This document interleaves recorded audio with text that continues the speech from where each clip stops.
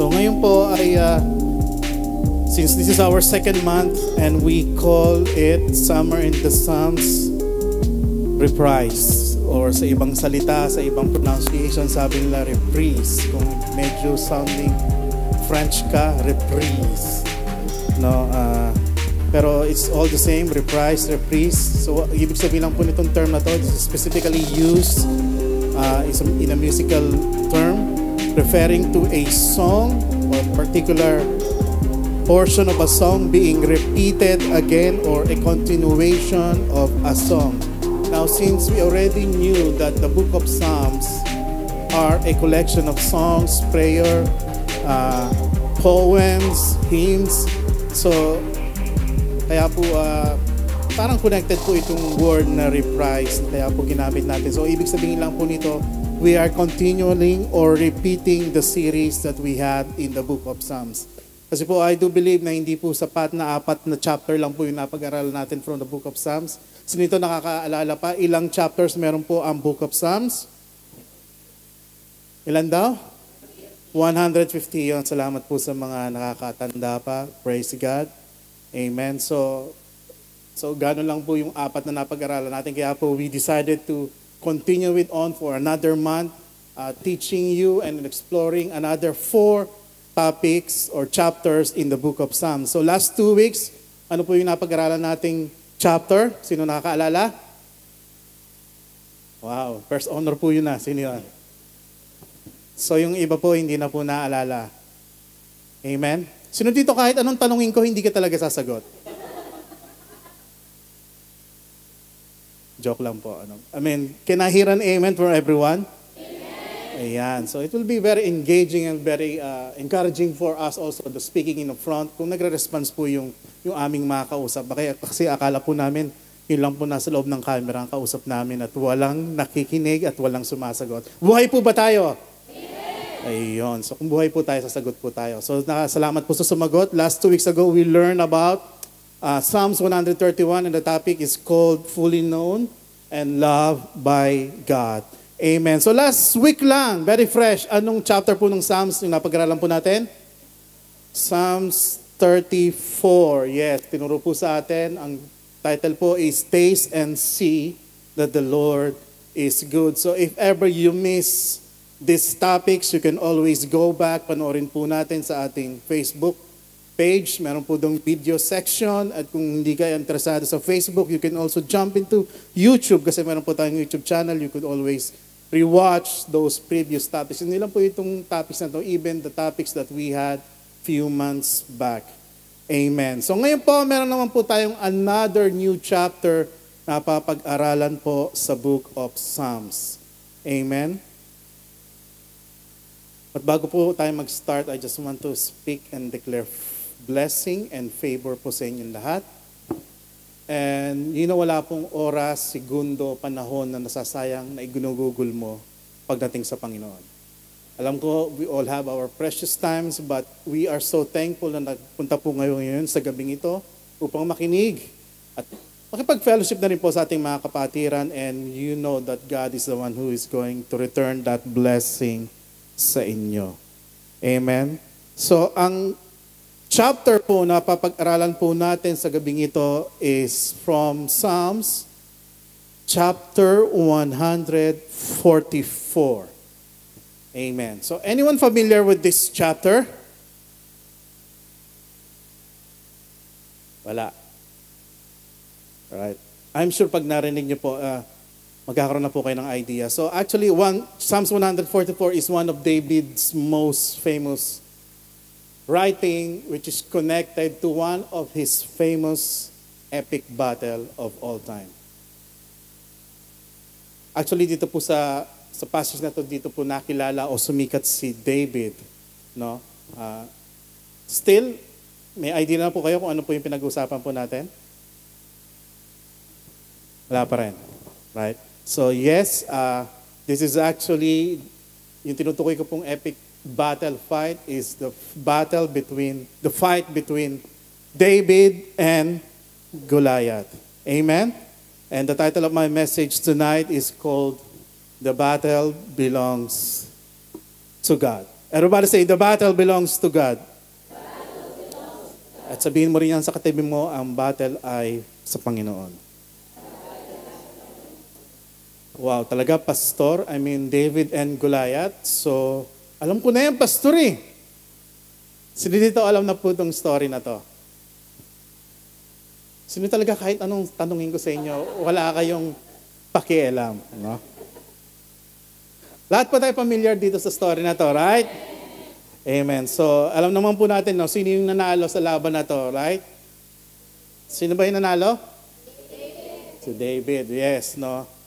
Alam natin na kahit gaano kadihado si David in any aspect, pero siya pa rin po ang lumabas na mananagumpay at nanalo dito sa giant na si Goliath. Amen? And maybe you're thinking in the back of your mind, alam ko na yan, pastor eh, di ba? Si David, parang ako yun. Tapos si Goliath, yun yung mga giant sa aking buhay. Yung mga giant na sobrang laking mga problema, mga pagsubok na aking kinakaharap na kailangan kong talunin, kagaya ni David, no? Sino dito ganun yung naisip niyo na? Ganun na po yung naisip niyo? Sige, pwede na po kayong lumabas at yung mga hindi po ganun, tuturo ko po, hindi, joke lang po. And, before you check out on me, alam ko po na very common na to, very famous, very familiar na to. Before you check out on me, I do believe God has a new revelation for all of us. Amen. Naniniwala po ba kayo na every time we study and we read the Word of God, there's always a fresh manna coming in from God. At gusto nyo bang ma-discover tonight yung wisdom and yung blessing behind the message tonight? Amen. So, but in order for us to receive it, sabi niya gusto nyo, we must have a humble and teachable heart. Amen? Na even though maybe 100 times na nabasa ito, even nung kahit nung bata ka pa, madalas mong naririnig ito, tinuro na ng youth pastor mo, tinuro na ng Bible study teacher mo, tinuro na ng mga ilang pastor na narinig mo.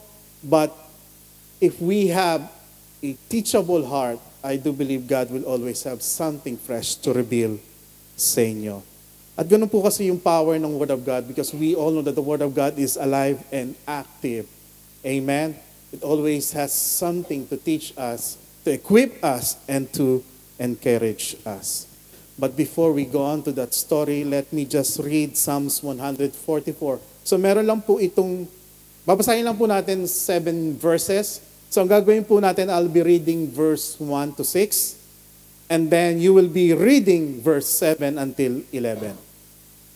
Kaya po ba yun? Kaya po ba? So can we all stand up in reverence to God's reading of His Word? So babasahin ko po yung verse 1 to 6. Blessed be the Lord my rock, who trains my hands for war and my fingers for battle. My loving kindness and my fortress, my high tower and my deliverer, my shield and the one in whom I take refuge, who subdues my people under me. Lord, what is man that you take knowledge of him, or the son of man that you are mindful of him?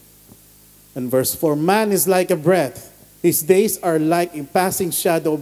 Bow down your heavens, O Lord, and come down.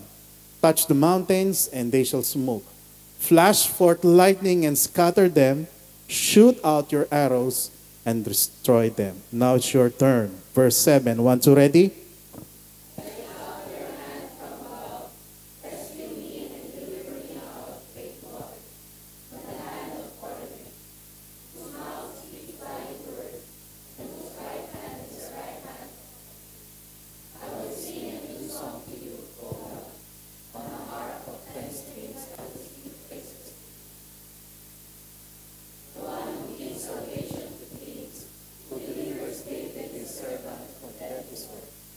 Rescue me and deliver me from the hands of foreigners, whose mouth speaks lying words, and his right hand is the right hand.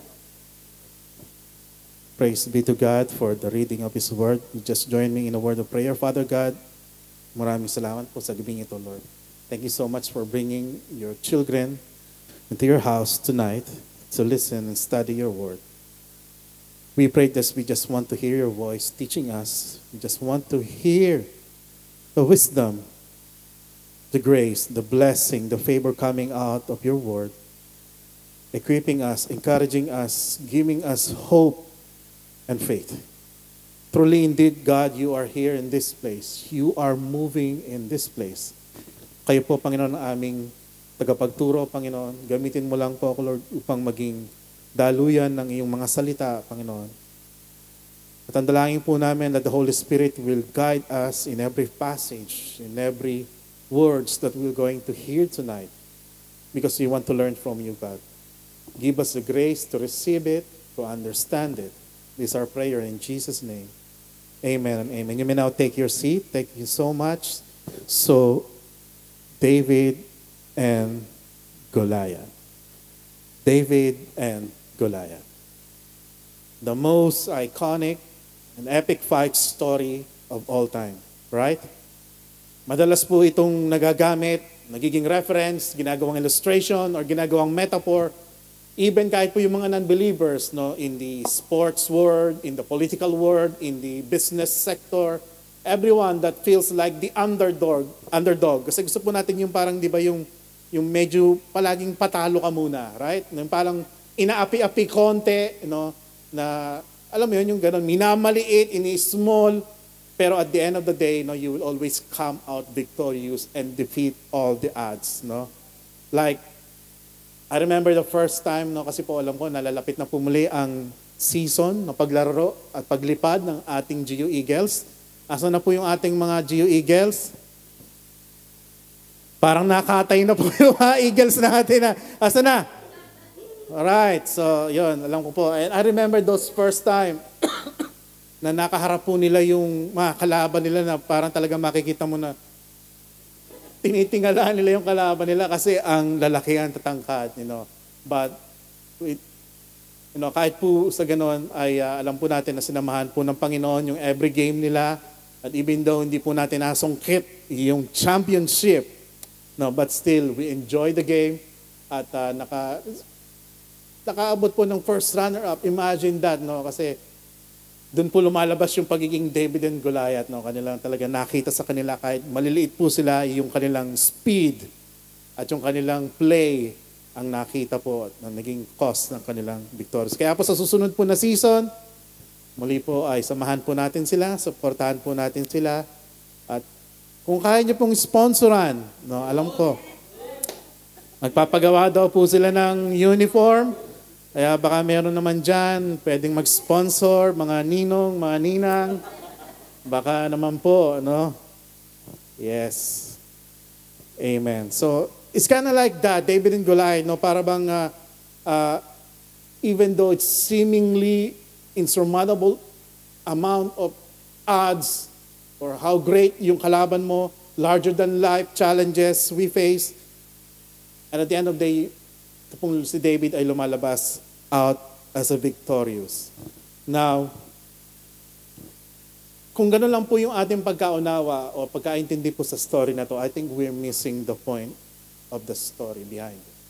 Kasi po, that's how the world view it, that's how the world understand it, but yung pong writer nito ay hindi po gano'n yung gusto niyang i-convey na message sa atin. Amen?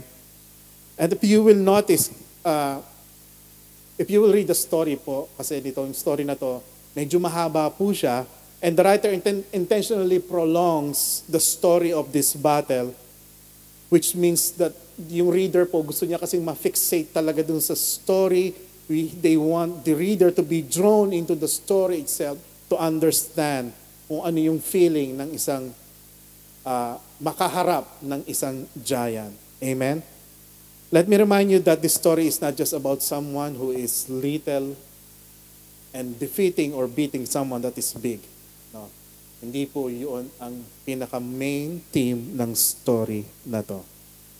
Now, we have two things that we're going to do tonight. Number one, we're going to look at the story. So, babasahin ko po yung story. I will try to narrate it sa inyo. We're going to walk through it. We're going to reprise or reprise it. Ibig sabihin, muli po nating uunawain yung stories pamamagitan po, of course, ng gabay ng Holy Spirit. And then number two, tignan po natin kung paano po natin ito ma-i-apply sa ating mga buhay. Amen? We all know now David is the major writer in the book of Psalms. Amen? So karamihan po ng mga nasusulat po ng mga awit ay si David po ang author, pero hindi po lahat ay si David ang nagsulat. Now, may mga particular chapter po dun sa book of Psalms na kung saan it actually corresponds sa isang event na nangyari sa buhay ni David. Halimbawa, kagaya po nung pinag-aralan po natin last week, kaya po niya nasulat yung Psalms 34 kasi naalala niya yung story, naalala niya yung part ng kanyang buhay na kung saan siya po ay hinahabol ni King Saul, right? And then napadpad po siya dun sa lupain o sa area ni King Abimelech. And then during that time naalala niya, kaya pala ako nakaligtas dito, nakalusot dito kasi nagpanggap akong isang baliw. Naalala niyo po yun, tinuro sa atin last week, di ba? And besides that, also sinulat po niya sa Psalms 34, di ba, yung pinaka-main famous passage doon, taste and see that the Lord is good. Ibig sabihin, naalala niya, talagang na-experience niya kung gaano kabuti ang Diyos sa kanyang buhay. So therefore, he wrote that particular Psalms in corresponds to what event that happened in him. Kagaya rin po nung Psalms 51, naalala niyo po yun, kaya po nasulat yun kasi po naalala po niya yung portion ng kanyang buhay na kung saan siya ay nagkamali, nagkasala sa Diyos, nakagawa siya ng kasalanan, at sinulat po niya yung Psalms 51 as a prayer of repentance na kung saan, sabi niya, create in me, O God, a pure heart. No? Para sinasabi niya, Lord, naalala ko yung time na ako'y nagkamali sa iyo, so create in me now a new heart so that I could continue on worshiping you. So parang ganun po. And the same way with this story, nung sinulat po ni David yung Psalms 144, hindi lang po itong battle niya with David and Goliath, yung backstory po nun. Marami po siyang naging battles in life kasi po, simula po nung sinutugis siya ni King Saul, marami po siyang pinuntang places na kung saan he fights with different nation and with different people. So all throughout his life, he's always on the run because his life is always at stake. Marami po nanghahanting sa kanya, maraming gustong pumatay sa kanya. And one of those, sabi ko, famous battle na kanyang naalala, na experience, is yung kanyang fight between Goliath. So kaya po sinulat po niya yung sa Psalms 144, kung naalala niyo po yung passage doon, no? Rescue me and deliver me from the hands of the foreigner whose mouth speaks lying words. Babasa po natin mamaya kung paano nagsasalita ng kasinungalingan, ng kalapastangan itong si Goliath laban sa nation of Israel at laban sa mga tao ng Diyos. So ganun po yun. No? Kaya po yung Psalms 44 actually is like a song or a hymn that corresponds to an event that David experienced. Kagaya po sa atin, di ba, minsan kapag po tayo nakakarinig ng song, kahit hindi po yung Christian song, or kahit yung mga worldly songs na minsan, pag naalala mo o narinig mo na pinatutug sa radyo, parang naalala mo nung panahon na ikaw ay high school pa, right? Parang naalala ko yun, no? Yung nagkakating class ako, parang ito yung mga panahon na bumagsak ako sa math, no? Yung nagre-review ako. Meron ba kayong ganon, mga songs, pag narinig nyo? Can you give me an example? Ano raw? Na song? Pag tumugtog ay naalala mo iyong kabataan? High School Life, wow, that's very famous, yes? Pag napatugtog yung High School Life, naalala mo talaga yung High School Life. Hindi ako magbibigay ng comment dyan, so parang ganun po yung, ito po, yung Psalms 144. So ang backstory po niya is yung naging experience ni David sa 1 Samuel chapter 17. Kaya po kung may time po kayo, basahin niyo po muli yung buong Psalms chapter 17 because that's the story of the epic battle between David and Goliath. And he remembers how the Lord helped him win over the Philistine giant. And because he mentioned that a couple of times, that the battle belongs to God. So, yun po, kagaya po nung sabi ko, una po, let us read yung 1 Samuel. Now the Philistines gathered their armies together to battle and were gathered at Soko, which belongs to Judah. They encamped between Soko and Azekah in Epis, hindi po Epis Damim. So, ano po ibig sabihin nito? No? Nung si King Saul po was anointed as king, he had to face many enemies and fight, conquering nations around Israel. And it's kind of like a test of faith with him as the new king of Israel. So yung una pong nakalaban ni King Saul are the Ammonites and the Amalekites. No? It's like a test of faith na kung saan naniniwala ba si King Saul na kada laban na kanyang haharapin ay palagi niyang kasama ang Panginoon. And here we are, kung babasahin niyo po yung previous chapter nitong 1 Samuel, chapter 16, mababasa rin po natin doon na kung saan si David naman po yung inanoint as the new king. Amen. Nakakasunod pa po ba?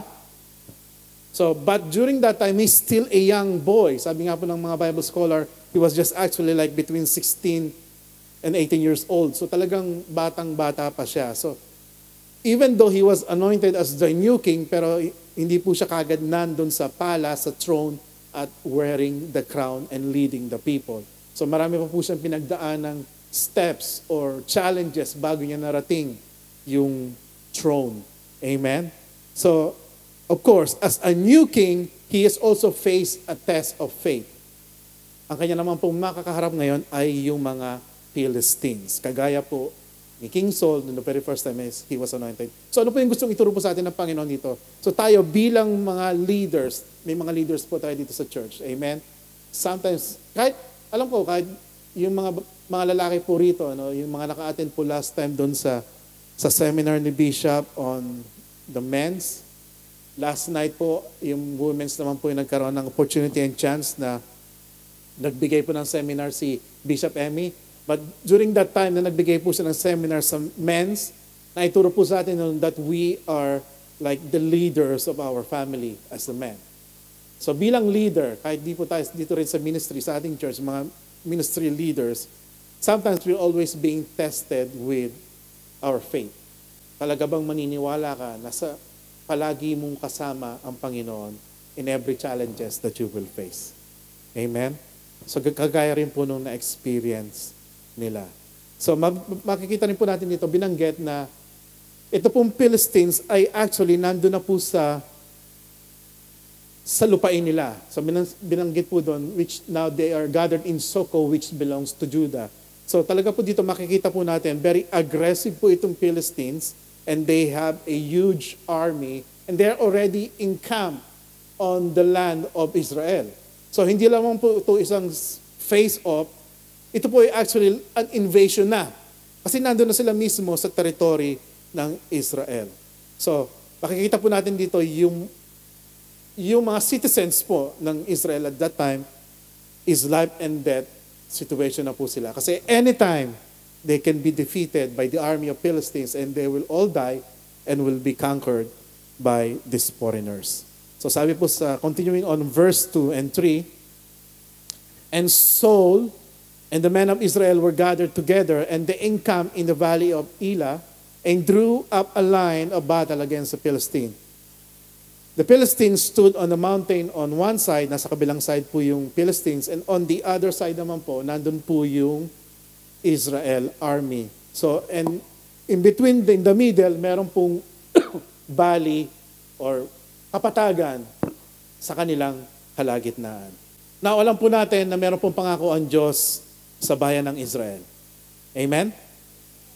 There's a promise on God's people. Ano yung promise? Sabi sa kanila ni Lord that I'm going to bless you, I'm going to multiply you, and I'm going to bring you to a place, to the promised land, where, like a place, land of milk and honey, where you will be blessed, and other nation will be blessed through you, and you will be able to spread, the name or to teach the people about God. So yun po yung promise sa kanila ni Lord. Meron pong ibig sabihin, meron silang mission and there's a purpose for this nation. You will become a kingdom of priests and a holy nation. That's God's promise to them.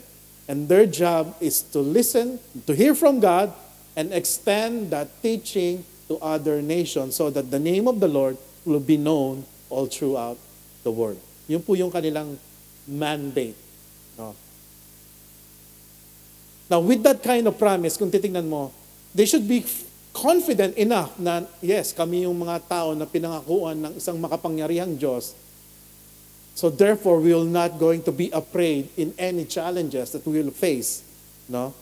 And proven naman, mababasa po natin even on mga previous chapters in the book of the Bible, talagang hindi po sila iniwan ng Diyos. No? Even simula nung pag-alis nila sa Egypt until they conquered and reached the promised land, palagi po silang kasama ng Panginoon. And they always won the battle that they face.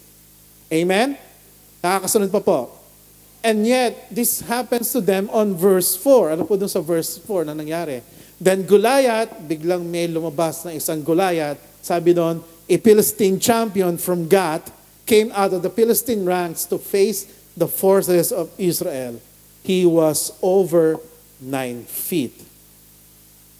Gaano kataas yung 9 feet? Nakakita na ba kayo ng tao na kasing laki ng 9 feet? Kung nakakita na po kayo ng basketball ring, yung pong height ng ring is 10 feet. So, isang feet na lang po bawas doon. Almost ganun po, more or less, ganun kalaki si Goliath. Now, yung word na champion po rito, this is very weird kasi because this is actually the only place na kung saan minention po itong word na champion. Now, in the Hebrew word, it literally means, in Hebrew word, it means Ish Benayim. Na ang ibig sabihin po is man and between. Parang isa combination of two words, ang ibig sabihin man and between. Meaning that there's a man that steps out between these two armies. No? Yung army ng Philistines and yung army ng Israel. So merong isang man from the camp of Philistines that steps out in the middle representing the army of man. So parang kaya po ganun yung ginamit na term po dito, champion. So ibig sabihin, si Goliath yung champion of man, the champion of the Philistine army. Goliath is not just big, but meaning he's physically superior, hindi lang po siya doon, but he's also technologically superior when it comes to his weapons, when it comes to his equipments. So, kung babasahin niyo po yun, meron po actually 3 verses na kung saan dinetailed yung rundown explanation ng kanyang armor, ng kanyang weapons. No? Basahin lang po natin very quickly. Sabi po rito sa verse 5 hanggang 7, he wore a bronze helmet and his bronze coat of mail weighed 120 pounds. Ibig sabihin yung kanya pong armor lang, 120 pounds na. Amen? So he also wore a bronze leg armor and he carried a bronze javelin on his shoulder. The shaft of his spear was heavy and thick as a weaver's beam, tipped with an iron spearhead that weighed 15 pounds. So yung pong pinaka-spear, yung pinakadulo ng kanyang spear, 15 pounds na po yun. Amen. So the question is, why all this detail? This is very uncommon in the Bible na kung saan, kailangan pang i-detalye yung weapons nung nakakalaban nila. No? Wala naman po kayong mababasa sa ibang mga passage sa Bible na kung saan dinidetail pa yung mga equipment o yung weapons ng kanilang kalaban. No? But here we are. No? The reason why it was written like that, because this is meant to draw the reader to the fear that this giant brings. Na talagang kapag ka nakita mo ito in person, you will understand what fear is. And you will also understand kung bakit talagang takot na takot ang buong Israelite army for just one man. Now listen up here. Here's the word of God na gustong sabihin niya sa inyo sa gabing ito. Yes, this man or this giant may be physically big, amen. He is maybe technologically superior in his weaponry. He is intimidating, and he is designed to test you. To test you. To test us in what, Pastor? To test your faith. So how do you view fear? Paano mo ba nakikita ang fear? Paano mo ba nakikita yung mga takot mo sa buhay? How do you see your challenges in life? Are they so big? Yung bang problema mo ay sobrang laki na talaga? Na para bang wala ng solusyon, para bang wala ng kasagutan, parang, Pastor, talagang ang laki-laki na talaga ng problema ko. Yes, Pastor, it's so scary. My problem is big and it's so scary. Now, next question ko naman sa iyo is, how do you see God? Is your fear bigger than God? Kasi kung sinasabi mo, your fear is so big, your fear is so scary, your problem is so humongous that, you cannot stare it because it's so big. Now, how do you see God? Na mas napapalaki mo pa ang problema mo compared to our mighty and great and big God. Is your fear bigger than God? Nanliliit ba si God sa laki ng problema mo? You know what? There's a passage in the Bible na kung saan tayo lang po yung sinabihan o ina-encourage na sulat doon that let us magnify the Lord. I mean, if you will analyze that statement, how can you even magnify a God that is already big? And here we are, kaya po sinasabi po sa atin nung passage na yun, na let us magnify the Lord because many times, we always shrink God in our life. Mas napapalaki pa natin, mas na-magnify pa natin yung mga challenges, fears, problems natin in life compared to God that is big and great, awesome, powerful, and mighty. Size does not matter with God. God will never be intimidated on how you think or how you thought your problem is so big. Because God is great. God is bigger than any of the problems that you have. Pwede bang tap mo yung katabi mo, sabihin mo, malaki ang Diyos natin. Malaki ang Diyos natin. The Bible says in Psalm 69 and verse 30, ito pala yun sinasabi ko, I will praise the name of God with a song and will magnify Him with thanksgiving. So, paano mo magnify si Lord? Ito po yung answer dito. Magnify God with thanksgiving. Pasalamatan mo si Lord. Awitan mo si Lord. Purihan mo siya. Worship mo. Sabihin mo sa Kanya yung lahat ng magaganda, magbuting bagay na ginawa niya sa iyo at na na-experience mo. That means you're magnifying Him of what He has done in your life.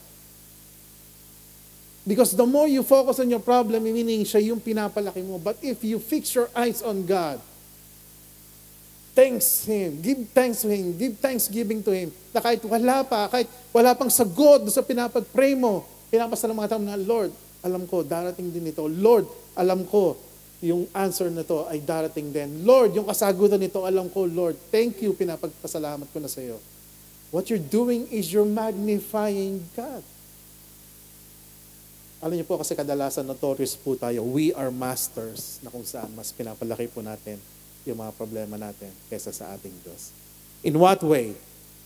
Paano ba natin napapalaki yung mga problems natin? In here. In here. Kaya sabi po sa Word of God, sabi po sa Romans, chapter 12, let us renew our mind. Renewing of our mind. But the thing is, kahit gaano pang gawin mo ang pagpapalaki sa problema mo, wala ka naman mapoproduce na solusyon right?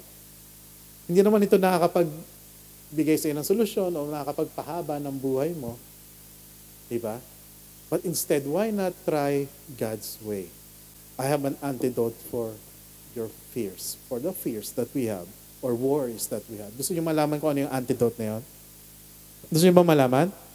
Kung meron po kayong ballpen at papel, write it down. Kung wala naman po, just take a picture because this is what will give us the antidote from our fears. Sabi po rito, yan, una na po, Psalm 69. Second is, so do not worry about tomorrow.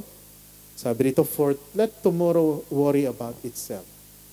Each day has enough trouble of its own. Hayaan mong mag-worry yung bukas. Inaalala mo kung ano magaganap sa iyo bukas. Let tomorrow worry about itself. And enjoy what you have today that God has given you. Ano pa sabi? Sabi dun sa Philippians chapter 4 and verse 6 hanggang 7, do not be anxious about anything, but in every situation, ano sabi dun?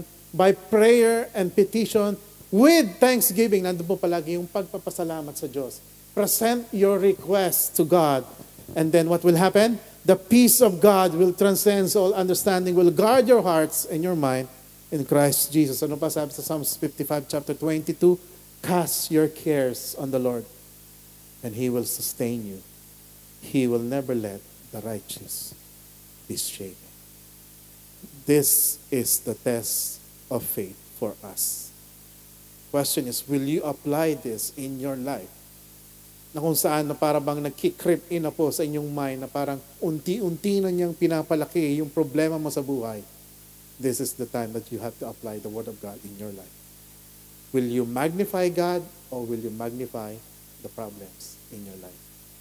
You have to choose between the two. Amen? Verse 8, let's continue. Sabi po sa verse 8 ng 1 Samuel chapter 17, and Goliath stood and shouted a taunt across the Israelites. So dito po, nagsimula na pong, sabihin natin, asarin or bastusin ni Goliath ito pong Israel camp. Sabi, why are you all coming out to fight? He called, I am the Philistine champion, but you are only the servants of Saul. Choose one man to come down here and fight me. Sabi, wala bang pwedeng lumaban sa akin dito? Ang dami niyong army dyan. Ang dami niyong magagaling na warriors dyan. Why don't you send someone here to fight me? Hindi na po natin kailangan magdanak pa ng maraming dugo. Magpadala lang kayo ng isang representative nyo na pwedeng lumaban sa akin. At kung manalo siya,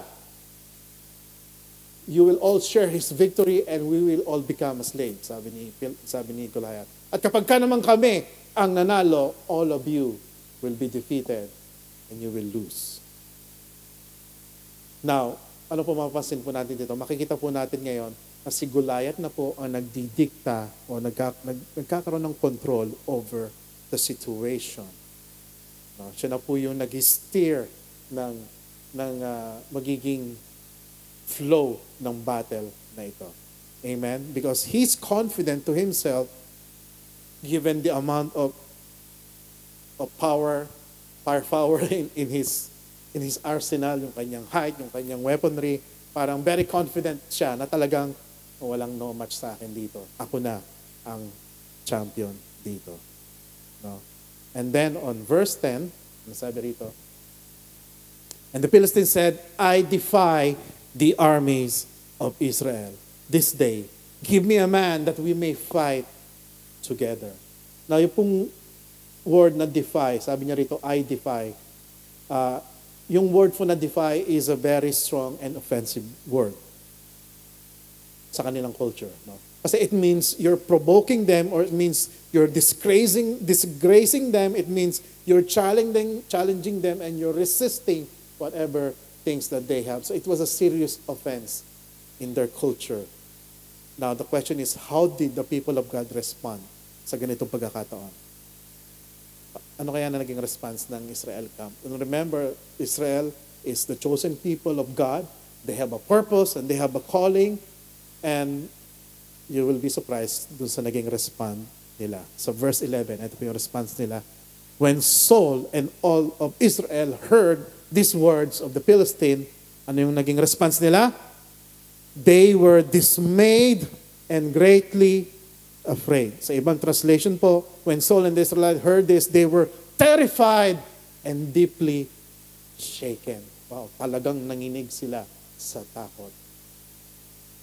And this is a bad morale for all of the Israelite army. Kasi even the king himself, the man that's supposed to be the anointed king of God, the supposedly their fearless leader, he is actually, sabi nga nung description sa kanya, he is actually considered the tallest among all of the Israel people during at that time. Siya yung pinakamatangkad, parang he's already the giant in the Israel camp. And yet, this man is shaking in fear.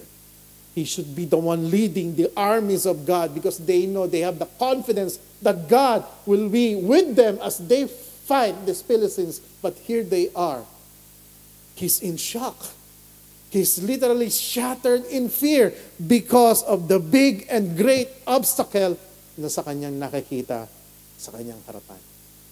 His heart is discouraged.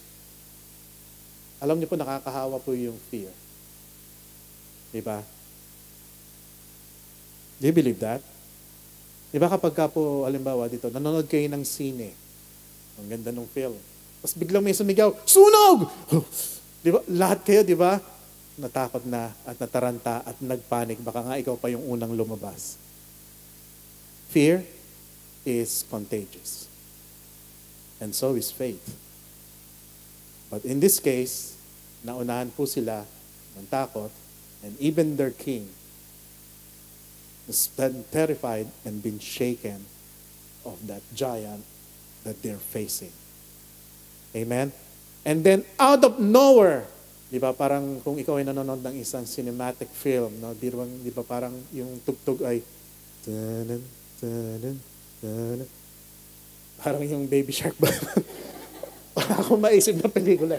Di ba parang ganun, tapos biglang nag-iba yung music kasi biglang sumulpot. Out of nowhere, someone responded. Tanan, tanan, tanan. Di ba biglang nagpalit ng soundtrack yung pelikula. Sabi po dun sa verse 12, sino yung sumulpot? Now, David was the son of named Jesse, who had 8 sons. In the days of Saul, the man was already old and advanced in years. Now, bakit po binanggit yung kanyang lineage dito? So, binanggit po rito na nanggaling po siya sa clan ni Ephraite, Bethlehem in Judah. Sino ba si Ephraite? So, ibig sabihin, if you will read this backstory, yung pong si Ephraite po is one of his great-great-great-great-grandmother. And that grandmother of her is a great tribe leader of the clan, and he's actually married to Caleb, the warrior. Kilala niyo si Caleb? Andun po siya. Ayan.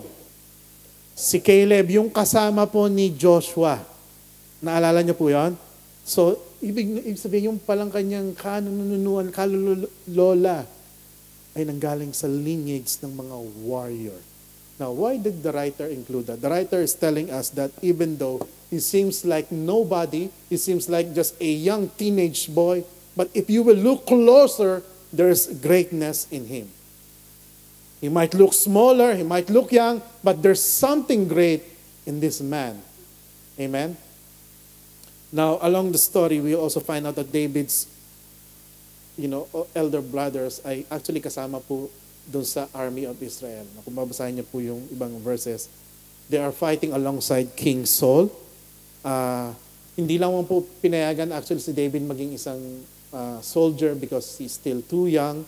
At ang kanyang naging trabaho po ay siya po yung natira sa kanyang family kasi matanda na po yung kanyang tatay, si Jesse. Siya po yung ngayon yung naging namamahala ng kanilang herd of sheep. So, ibig sabihin, siya po yung naging shepherd boy. And also, the same time, naging delivery boy rin po siya ng message at ng mga pagkain sa kanyang kapatid. Parang siya yung naging Uber Eats nila or talabat boy, driver. No. You don't believe me? As verse 17 and verse 18 po yan sabi. Now, Jesse said to his son David, "Take this basket of roasted grain and these 10 loaves of bread for your brothers, and hurry to their camp." So inutusan siya ng tatay niya. Dalin mo nga itong tinapay na to at mga pagkain na to sa iyong mga kapatid. Take along also these 10 cheeses to the commander of their unit, and check mo na rin yung mga kapatid mo kung okay ba pa sila, buhay pa ba sila, or they're still in good condition. And bring me back an assurance from them. So sa madalit salita, yun po yung kanyang naging trabaho. He's an errand boy and a shepherd boy. In this greatest hour of need ng Israelite army, yung inaasahan nila na supposedly their hero or their savior doesn't look so impressive at all. It doesn't look even majestic or doesn't look like even a warrior. I mean, di ba, titignan mo siya, isang batang teenager na delivery boy, messenger lang.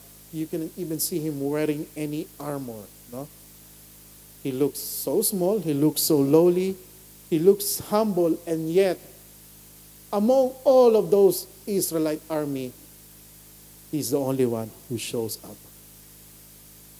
No matter what the odds are, no matter how big or how terrifying this giant is, anong ginawa niya? Iniwan niya yung kanyang mga sheep. Sabi niya doon sa kanyang maybe kasama, ikaw muna tumingin sa mga sheep na to. Iniwan niya yung kanyang dapat na i-deliver sa kanyang mga kapatid, no? I will just keep this here, and stood up there and ready to face his destiny. So then behold, their hero, their savior has arrived in the battle line. So nandun na po, nandun sa battle line between the Philistine camp and the Israelite camp. Ang unang dumating dun sa battle line in between, sino? Si Goliath. And here we are. The hero and the savior from the Israelite camp come also in between the battle line, and this is now becomes the turning point of this story. Verse 23, mamaya pa mababasa natin. And he talked with them, behold, the champion, the Philistine of God, Goliath, by name, came up of the ranks of Philistines and spoke the same words as before. And David heard him. Now, every day, hindi naman po isang beses, actually, binabastos ni Goliath yung Israelite armies and the armies of God. Every day, hanggat walang pinapadalang representative ang Israel, araw-araw siyang tumatayo doon sa gitna at binabastos, nilalapastangan ang pangalan ng Diyos at ang army ni Lord. At narinig yon ni David. He began to ask everyone around, sino ba yan? What is this guy doing? Why he's saying that to our God? Ba't yung hinahayaang lapastanganin at bastusin ang ngalan ng ating Diyos? Maybe this is the very first time that David heard someone curse the name of God. Because what he always hear during the time na siya nagkaroon siguro ng malay, puro papurit, pasasalamat lang, pagsamba sa Diyos ang kanyang narinig. Now, this is the very first time he heard someone cursing the name of God. And he starts to ask this question dun sa army. Hayaan nyo ba? Ba't hinahayaan yung magsalita ng ganyan yan sa harap ng ating Diyos? Sabi sa verse 26, and David said to the man who stood by him, what shall be done for the man who kills this Philistine and takes away the reproach from Israel? Who is this uncircumcised Philistine that he should defy the armies of the living God? I mean, sa English, parang maganda kasi pakinggan no? Who is this circumcised person? Kung tatalagalugin ko yan, medyo bastos na di ba? Kaya, mas magandang social English na lang po basahin natin. Sabi, will you allow this uncircumcised Philistine na bastusin ang ating Diyos? Ano ba yung pwede kong gawin? Ano ba yung pwede nating gawin para patigilin ang paglalapastangan yan sa ating buhay na Diyos? Now, what David is trying to do here is he's trying actually to frame the situation. No, he's trying to speak the truth here about God, and he's actually trying to remind the people of God and parang shut off yung kanilang fear. Hindi nyo ba nakalimutan nyo na ba na tayo ang promised people of God, na merong pangako ang Diyos sa atin, na sinabihan tayo ni Lord na hindi niya tayo iwan, hindi tayo babayaan, and His presence will always go with us. Out of nowhere, yun po yung kanyang gustong, parang ginigising niya yung armies of Israel because they were all terrified and stunned by this giant in front of them. Sabi niya, teka, huwag niyong tignan kung gaano kalaki ang giant na yan. Tignan niyo kung gaano kalaki ang ating Diyos. Para bang, because of the fear that they have, they forgot that they have a God that is bigger than that giant. Papayagan niyo bang ganyan na lang, araw-araw, manatili na binabastos ang ating Diyos? At nahiya actually yung kanyang kuya Eliab, no? Parang, ano ba yung pinagsasasabi mo? David, halika nga rito. Inutusan ka lang ni tatay na magdala ng pagkain dito, tapos parang bibida-bida ka na dyan. Sinasabihan mo kami rito na sino gusto mong humarap dyan. No? Umuwi ka na nga sa atin at magbantay ka na lang ng tupa doon. No? Pinagalitan siya ng kanyang kuya kasi nahihiya siya. Kinakahiya, parang nahihiya niya yung naging maasal ni David at that time. Now, minsan ganun din po sa atin. Di ba kapag merong vision or purpose or mission na binigay sa atin ng Panginoon, hindi po mawawala yung mga haters. Hindi po mawawala yung mga negative vibes sa buhay natin, right? But if you will learn from David, David knew where to pick a fight. David knew when to choose to fight his battles.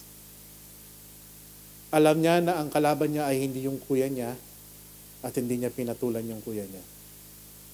What he did is just he moves on and he continue on asking the other people of the things that what they could do on how to defeat this giant. Because he knows the real enemy is not his kuya, the real enemy is out there cursing our God. So ganun din po sa atin. Minsan, na talaga merong ganun i-discourage ka. Pero hindi eh. Huwag kang natitigil. Alam mo merong mission sa'yo si Lord. Alam mo merong vision na binigay sa'yo si Lord. Alam mo merong plano si Lord sa'yo. Why will you entertain that? Amen? And then he continue on to ask those questions. Patuloy siyang naghingi ng survey. So, ano yung pwede natin gawin? Tara dito. So, pwedeng samahan niyo ako. Parang labanan natin itong giant na to. Kaya sabi dun sa verse 32, narinig siya actually ni King Saul.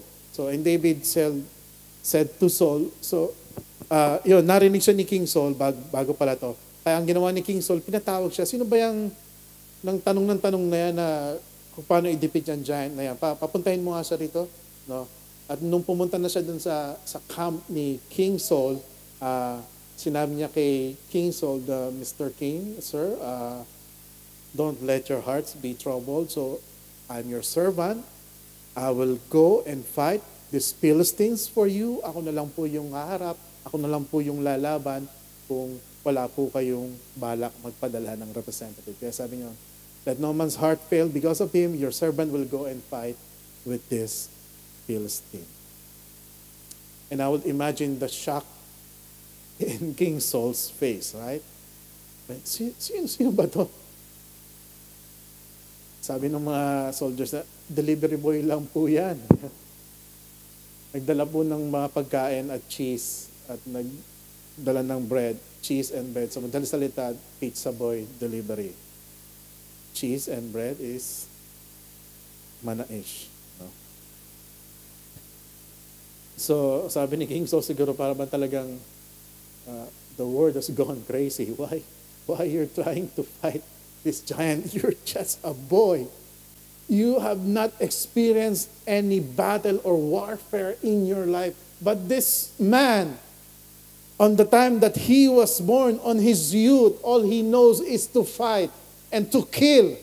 And here you are, sinasabi mo sa akin, gusto mo siyang harapin, kalabanin. You don't have the skills. You lack the strength. How can you win over this giant? Look at David's answer in verse 34. But David said to Saul, your servant used to keep sheep for his father, no? And when there's a lion that came or a bear and took one of my sheep, I will fight them, I will chase them, and take that lamb out of the mouth of that. No? So sinasabi ni David na hindi mo alam, King, no?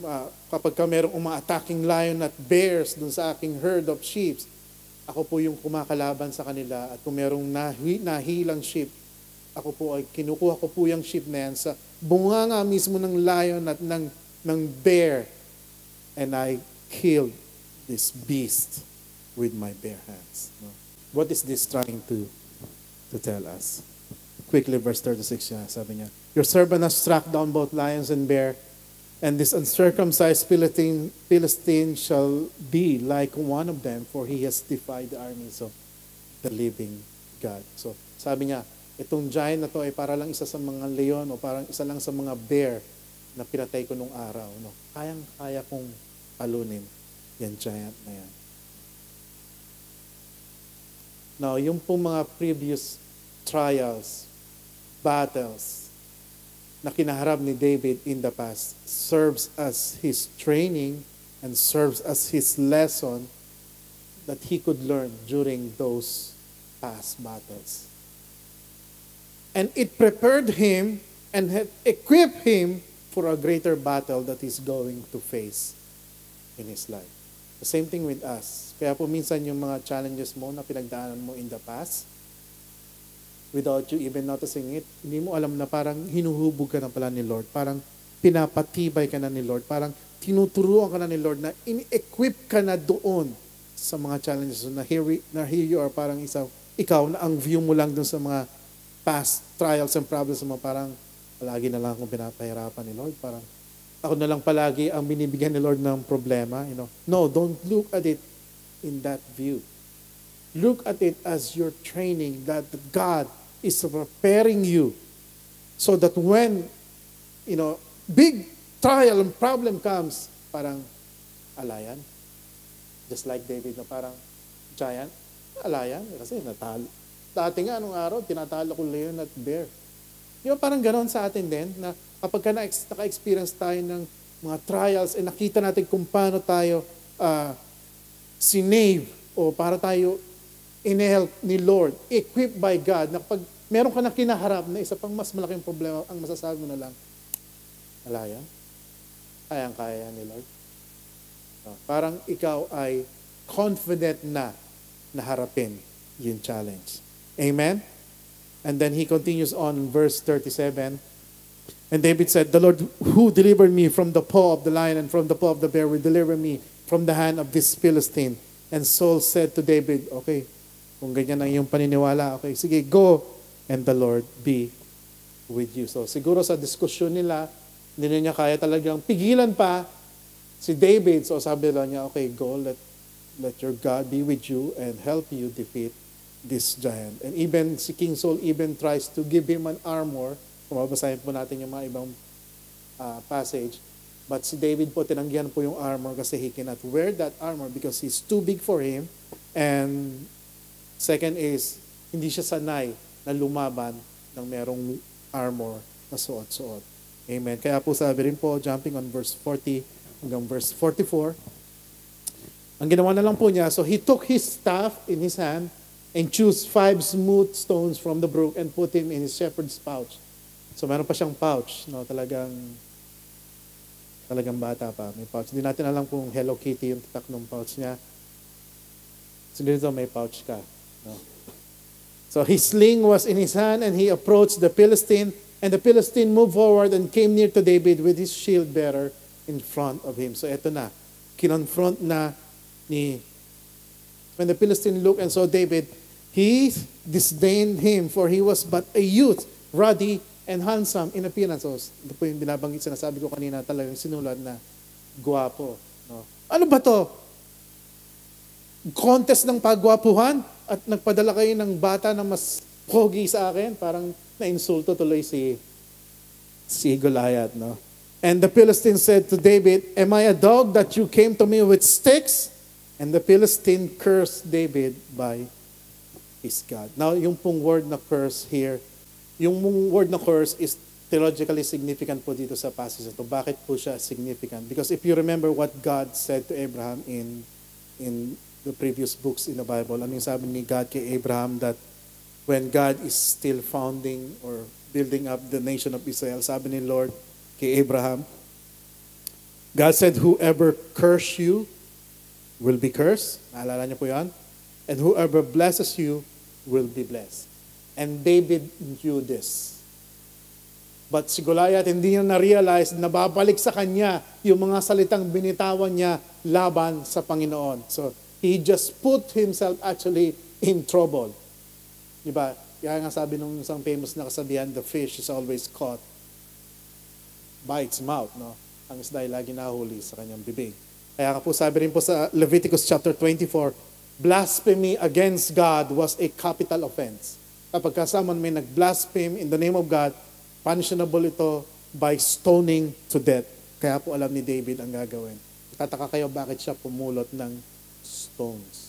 Because he knew what is written in the word, that whoever blaspheme the name of God will be punishable by stoning. Amen? So he knew what is the right weapon to use. That's why he picked the stones. Amen? Instead of bringing a shield and a sword. Verse 44. The Philistine said to David, come to me and I will give your flesh to the birds of the air and to the beasts of the field.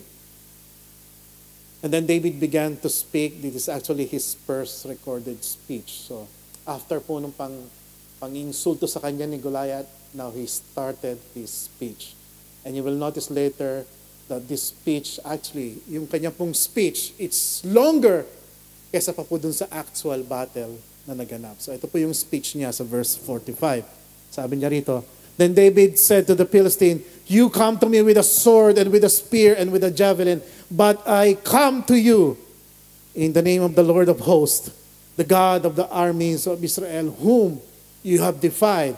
In verse 46, This day the Lord will deliver you into my hands, and I will strike you down and cut off your head, and I will give you the dead body of the host of the Philistines this day to the birds of the air and to the wild beasts of the earth, that all the earth may know that there is a God in Israel, and that all this assembly, hindi lang po all the nations, even yung assembly, even yung the armies of Israel, will also know that the Lord saves not with sword and spear, because for the battle is the Lord's, and He will give you into our hand. Sabi ni David, I come to you in the name of the Lord of hosts. Kakamali ka, Goliath, sabi ni David, no? Hindi mo alam, you fail to understand what you have because you do not have anything. What you have is only the strength of man, and you fail to understand what I have. Parang ganun yung gustong ibig sabihin ni David dito. Anong sinasabi ni David dito na meron siya? What I have is the Lord God with me fighting my battles. Yon ang hindi naunawaan ni Goliath dito.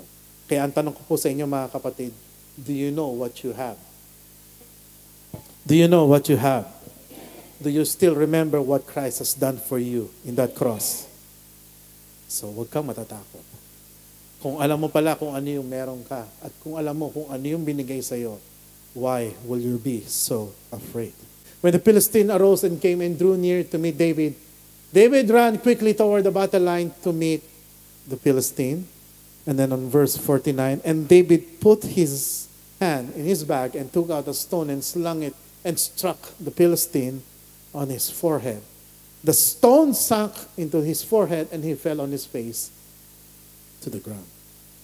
Kagaya po nung sinabi ko kanina, mas mahaba pa yung naging dialogue nila kesa doon sa actual battle na naganap. Kasi isang bira lang ng stone, knock-out agad ang kalaban niya. 7 times, David made the reference that this is the Lord's fight. This is the Lord's battle. The God will fight with my battles. This is the point of his speech. Kaya sobrang haba yung kanyang speech. Because he wants to establish and he wants to make everyone new, those people all listening around him, na ang laban ay sa Panginoon at hindi sa akin. I know you're big, I know you're giant, but my God is greater than you and bigger than you.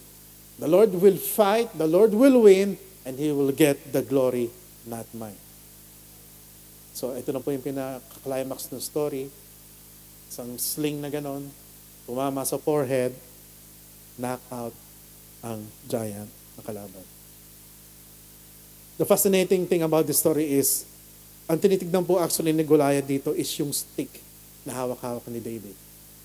Because he thought yun yung pang tatras ni David sa kanya o pang-attack niya with his stick.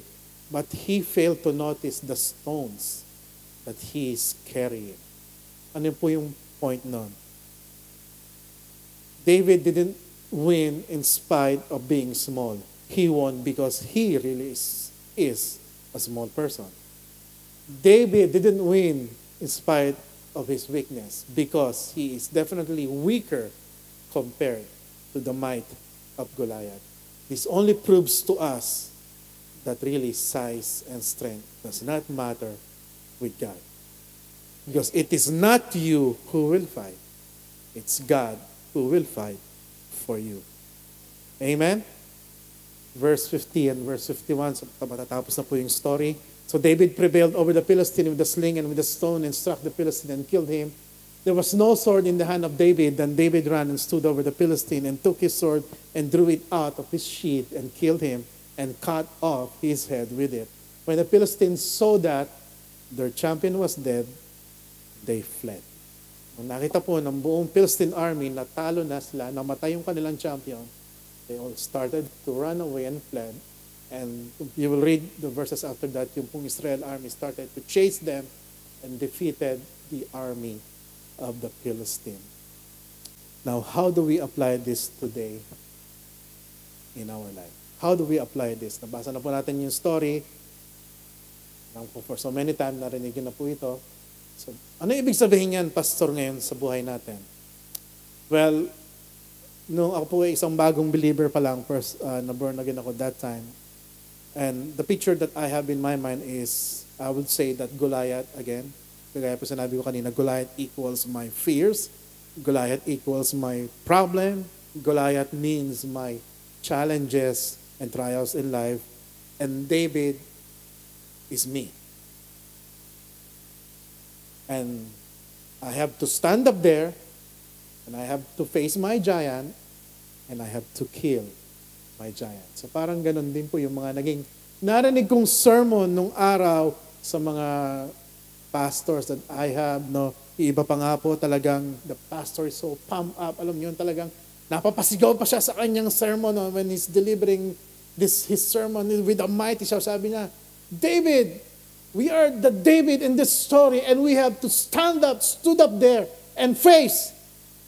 So when I heard that message, of course, I feel encouraged. Yes, totoo nga yung sinasabi ni Pastor. Kailangan talagang kahit maliit lang tayo at sobrang laki ng problema natin, wala yan. Kasi we can fight our battles. We can win over our battles. So I feel uplifted, I feel encouraged, and I feel not scared anymore because I'm inside the church, no?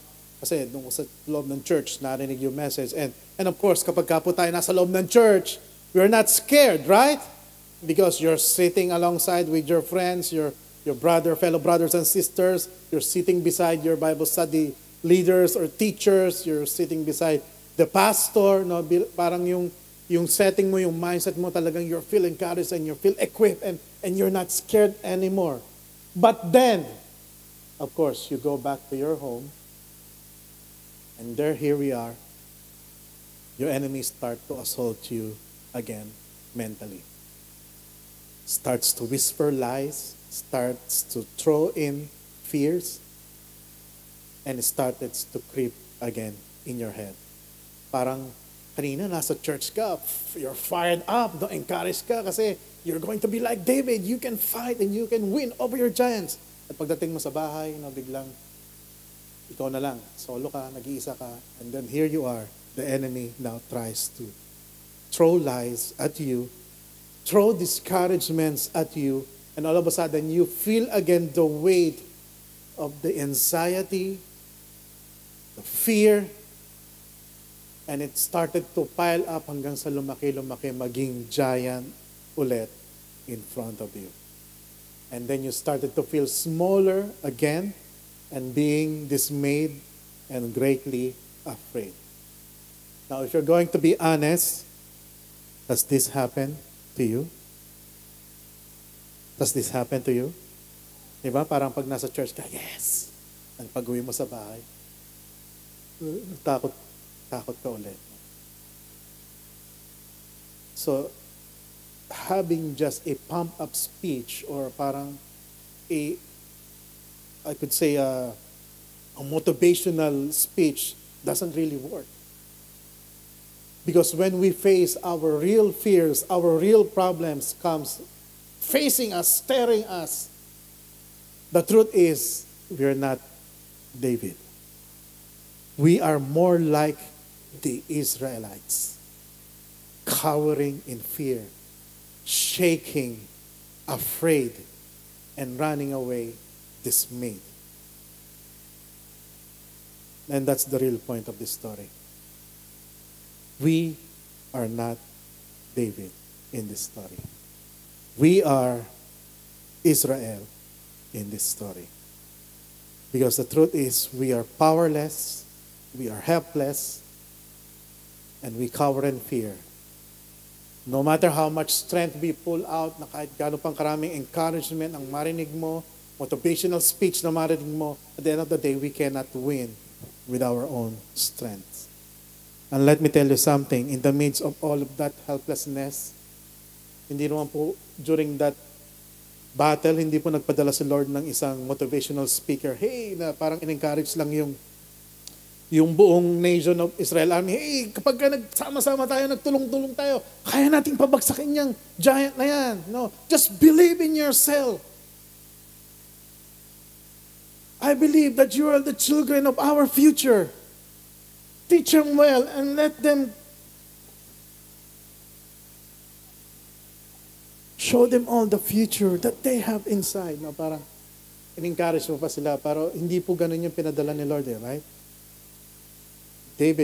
God didn't just send them a cheerleader.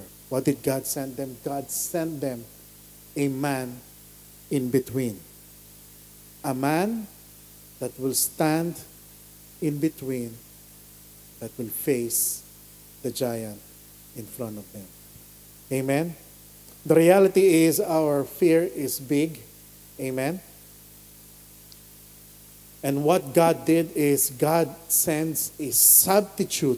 God sends a man in between that will say, kagaya po nung sinabi ni David kay King Saul, that don't let your hearts be troubled, because I'll be the one who will step out there for you and I will fight for you. And the same way, kagaya rin po sa atin, we are the Israelites, and God sends a David in our life. And that David is the one that who will do the things that we cannot do for ourselves. And when that David wins over and fights that enemy, the victory that he has will also be the victory that we will have. Amen? The reality is, yung mga akala mo na mga big problems mo, giant fears that you have, it's actually not the Goliath in your life. Yung po mga takot mo sa buhay, yung mga challenges, yung mga... hindi ko po pinapalit yung problema nyo. No? I mean, talagang minsan, parang sobrang laki po talaga ng problema nyo. Hindi ko po ini-small yan. But the truth is, those are just the little Philistines. Yung mga takot mo, yung mga problems mo, yung mga challenges mo, they are just these little brothers and sisters of the big enemy. And what is that big giant enemy? It is not actually your fear. It is sin and death. That is the real Goliath. Because sin and death takes away everything from you. It takes all. It takes all your hope. It takes all your dreams. It takes all your loved ones. And it doesn't give anything back in return. And when we are powerless before the face of sin and death, we don't need an encouraging message. We don't need a motivational message. What we need is a hero, and what we need is a David. We need a David. We need a Savior. Amen? We need a David. We need a Savior. And at this point of this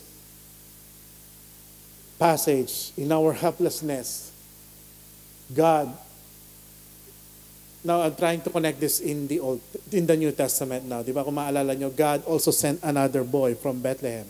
Di ba? He comes from an obscure town na parang hindi naman kilalang town. There's nothing greatness in him that you will see physically. Parang di ba, pinanganak nga siya sa sabsaban. Hindi naman siya pinanganak sa isang palasyo. No? It doesn't look like what we expect from him. It doesn't, parang sa tingin natin, yan ba yung magse-save ng sanlibutan? No? Parang normal na karpintero lang naman yan. No? What he did is, he left everything up there.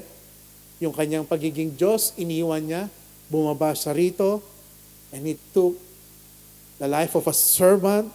He arrived as a servant. Yung kanyang mga kapatid mock him and accuse him of bad things, bad intentions. And yung kanya pong claim, no, parang walang naniniwala sa claim niya. Ano ba yung claim niya? Na sabi niya, I am the Messiah. I am the Son of God. I am the King of Kings. No, parang walang naniwala sa kanya. No, he's just because on the point of view of people, he's just a carpenter from Nazareth. But in spite of that, he stepped out against our enemy. Yung enemy natin na hindi natin kayang i-defeat, which is the real Goliath, sin and death. Amen? On the night when Jesus was betrayed, he said, "The God of this world is now judged." Akala natin si Jesus may seem weak, may seem helpless, may seem defeated, para bang wala naman siyang kayang gawin upang talunin yung naghahari dito sa mundo. He didn't even launch a massive attack against the devil, but instead, anong ginawa niya? He allowed himself to be arrested. He allowed himself to be beaten. He allowed himself to be shamed, to be mocked, and to be crucified. Amen? He wasn't wearing any armor. He wasn't carrying any weapons at all. He looked small, but he defeated and won over sin and death. The greatest giant that mankind ever faced is the sting of sin and death. Kasi kung kaya nating talunin ang sin and death, we don't need a Savior that will save us.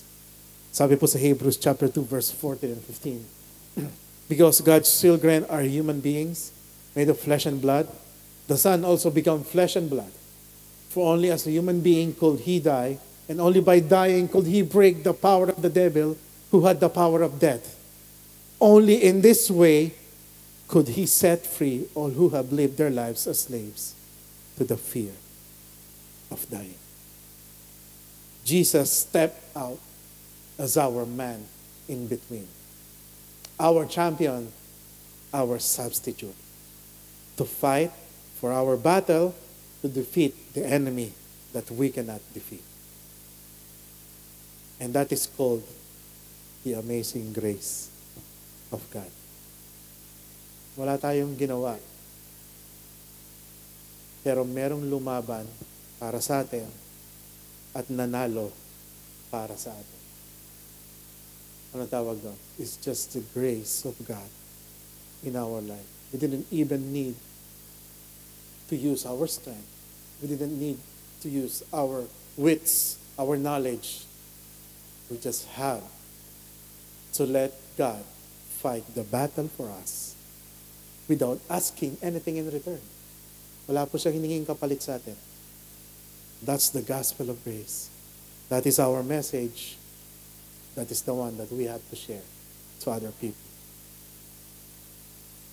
Hindi po natin kailangan magmagaling sa harap ng Diyos. Hindi natin kailangan magsuot ng magagarang armor para lang sabihin, Lord, kaya kong labanan, kaya kong harapin ang laban ng aking buhay.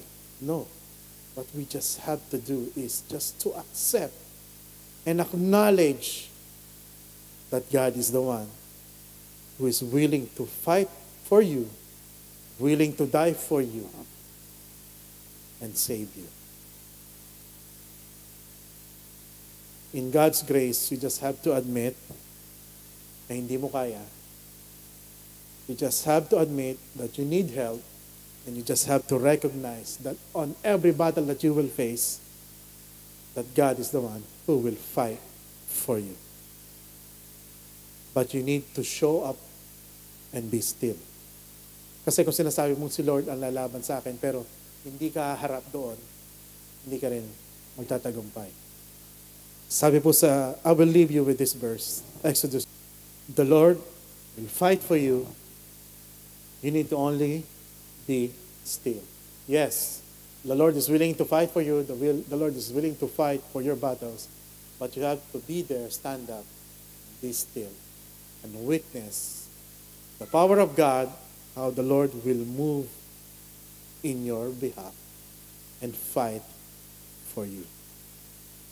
Fix your eyes to our King, the author and the finisher of our faith. Amen? Shall we all stand up and let us close in prayer?